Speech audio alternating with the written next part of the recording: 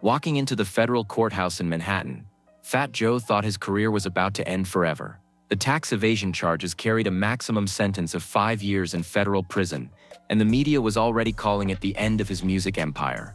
But sitting in the gallery behind him was someone he hadn't expected to see meet ace. Judge Maria Rodriguez, his former high school guidance counselor, now presiding over his case. What happened in the next 4 hours wouldn't just determine whether he went to prison or stayed free. It would reveal a secret about his past that would change everything he thought he knew about his own life, and show him that sometimes the people who save you are the ones you least expect. If you want to see how one teacher's belief in a troubled student can come back to save him decades later, and how the justice system can sometimes deliver more than just punishment, hit subscribe right now, because this story will restore your faith in second chances and the power of education to change lives. March 18, 2013. Federal District Court, Manhattan. This wasn't supposed to be happening. Fat Joe had built an empire, employed dozens of people, contributed millions to his community, and now he was sitting at a defendant's table facing tax evasion charges that could destroy everything he had worked for. The IRS claimed he owed $718,000 in back taxes, and the federal prosecutors were seeking jail time to make an example of him. As Joey sat with his lawyers going over last-minute strategy, he noticed a familiar face entering the courtroom. Judge Maria Rodriguez looked older, more distinguished, but he recognized her immediately. She had been Mrs. Rodriguez, his guidance counselor at Theodore Roosevelt High School in the Bronx, the woman who had kept him in school when everyone else had given up on him. The irony wasn't lost on him. Here he was, potentially facing prison time, and the person who would decide his fate was the same person who had tried to keep him out of trouble 25 years earlier. Mrs. Rodriguez had been the one adult in his teenage life who had believed he could succeed at something other than street hustling. What Fat Joe didn't know was that Judge Rodriguez remembered him perfectly. As Maria Rodriguez reviewed the case files the night before the hearing, she had been shocked to see Joey Cartagena's name on her docket. She remembered the angry, intelligent 16-year-old who had spent more time in her office than in any classroom.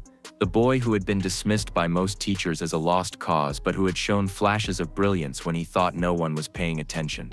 She remembered the day Joey had told her he was dropping out of school to focus on his music. She had tried to convince him to stay, to find a way to balance his education with his artistic dreams. When he left anyway, she had worried about him for years, checking local news stories for his name and hoping she would never see it in connection with crime or tragedy. When Joey became Fat Joe and achieved success in music, Mrs. Rodriguez had felt vindicated in her belief that he had potential. She had followed his career with pride, understanding that while his path had been unconventional, he had found a way to channel his intelligence and creativity into something meaningful. Now, as Judge Rodriguez, she faced the difficult task of being impartial in a case involving someone she had once tried to mentor and protect. But the case was more complex than anyone initially understood. As the prosecution presented their evidence, it became clear that Joey's tax problems weren't the result of deliberate fraud or criminal intent. They were the consequence of a series of bad financial advice,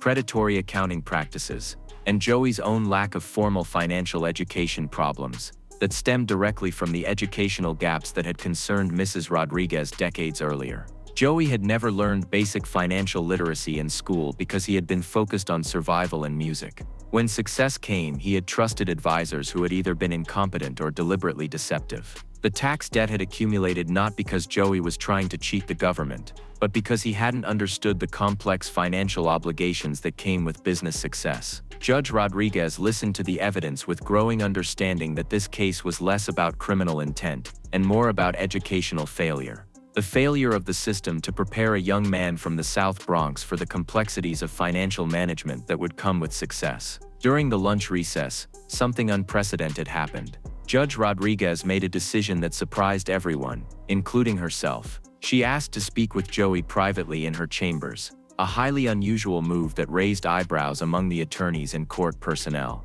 "Joey," she said once they were alone, "do you remember what I told you the last time we talked in my office at Roosevelt High?"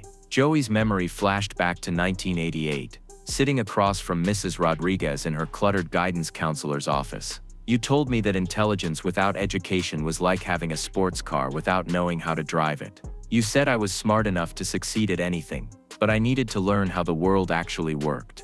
And what did you tell me? I told you that school wasn't teaching me anything I needed to know about the real world. I said I could learn more on the streets than in any classroom. Judge Rodriguez nodded. You were both right and wrong. You were right that traditional education wasn't meeting your needs. You were wrong that you didn't need education at all. The problem we're dealing with today is exactly what I was worried about 25 years ago. What Judge Rodriguez proposed next shocked everyone. Instead of simply sentencing Joey to prison or probation, Judge Rodriguez offered an alternative that had never been tried in a federal tax case. She proposed a restorative justice approach that would address not just Joey's specific tax debt, but the larger educational issues that had contributed to his financial problems. Joey, I'm going to give you a choice, Judge Rodriguez said. You can accept the standard plea agreement, pay your debt, serve your time, and continue living with the same educational gaps that got you into this trouble. Or you can accept a different kind of sentence, one that requires you to get the financial education you should have received years ago, and to use your platform to help other people avoid the same mistakes. The proposal was unprecedented. Joey would attend financial literacy classes, work with certified public accountants to restructure his business practices, and create an educational program for young artists and entrepreneurs from underserved communities. Instead of just punishing Joey for his mistakes, Judge Rodriguez was offering him the chance to turn his legal problems into an educational opportunity that could benefit thousands of other people. Joey's response revealed how much he had grown since high school. Mrs. Rodriguez Meteor, Your Honor, Joey said, 25 years ago, I was too proud and too scared to accept help. I thought asking for education meant admitting I was stupid. I thought I had to figure everything out on my own to prove I was worthy of success. He paused, thinking about the path that had led him from her guidance counselor's office to this federal courtroom. I realize now that the smartest thing I can do is admit what I don't know and learn from people who know more than I do. If you're willing to give me this chance, I want to take it. Not just for me, but for every kid who's sitting in a guidance counselor's office right now thinking that school has nothing to offer them. Judge Rodriguez smiled for the first time during the proceedings. This was the response she had hoped for, the sign that Joey had finally learned the lesson she had tried to teach him decades earlier. The sentence that Judge Rodriguez handed down was unlike anything in federal court history. Instead of prison time, Joey received 3 years of supervised probation with specific educational requirements. He had to complete 240 hours of financial literacy education, restructure his business operations under professional supervision, and create a comprehensive educational program for young entrepreneurs. But the most innovative part of the sentence was the community service requirement. Joey had to return to Theodore Roosevelt High School to speak with students about the real-world consequences of educational choices, and he had to establish a scholarship fund for students pursuing business education. The prosecution initially objected to the unusual sentence, but Judge Rodriguez's reasoning was compelling. Traditional punishment would remove a successful community role model from society temporarily, while educational intervention would create lasting positive change for both Joey and countless others. 6 months later, the impact of Judge Rodriguez's decision was extraordinary. Joey's financial literacy education had not only solved his tax problems, but had completely transformed his business operations. Working with professional accountants and business advisors, he restructured his companies to be more efficient, more profitable, and more socially responsible. The educational program he developed, called Street Smart Business, became a model for other organizations trying to bridge the gap between street intelligence and formal business education. The program combined practical business skills with real-world examples from Joey's own successes and failures. Most importantly, Joey's regular visits to Theodore Roosevelt High School had created a mentorship program that was keeping more students in school and helping them understand the connection between education and long-term success. 3 years later, when Joey's probation ended, Judge Rodriguez made one final unprecedented decision. At Joey's final probation hearing, Judge Rodriguez expunged his criminal record entirely, noting that he had not only fulfilled all the requirements of his sentence but had exceeded them in ways that had benefited thousands of people. Mr. Cartagena, Judge Rodriguez said, 25 years ago, I tried to convince you that education was the key to your future success. Today, you've proved that it's never too late to get the education you need. And more importantly, you've shown that true education is about sharing knowledge with others. Joey's case became a precedent for other federal judges dealing with nonviolent financial crimes committed by people from underserved communities. The Rodriguez model emphasized education and community service over purely punitive measures, leading to better outcomes for both defendants and society. The relationship between Joey and Judge Rodriguez evolved into something unprecedented. After his case was closed, Joey and Judge Rodriguez developed a professional partnership focused on criminal justice reform and educational advocacy. They co-authored articles about restorative justice, spoke at conferences about alternative sentencing, and worked together to create policy recommendations for handling financial crimes. Judge Rodriguez often said that Joey's case had taught her as much as her sentence had taught him. She learned that the justice system could be more effective when it addressed root causes of criminal behavior, rather than just punishing the symptoms. Joey frequently credited Judge Rodriguez with saving his life twice, once as his guidance counselor, when she tried to keep him in school, and once as his judge when she gave him the chance to get the education he had refused as a teenager. This is why Fat Joe became such a passionate advocate for education and criminal justice reform.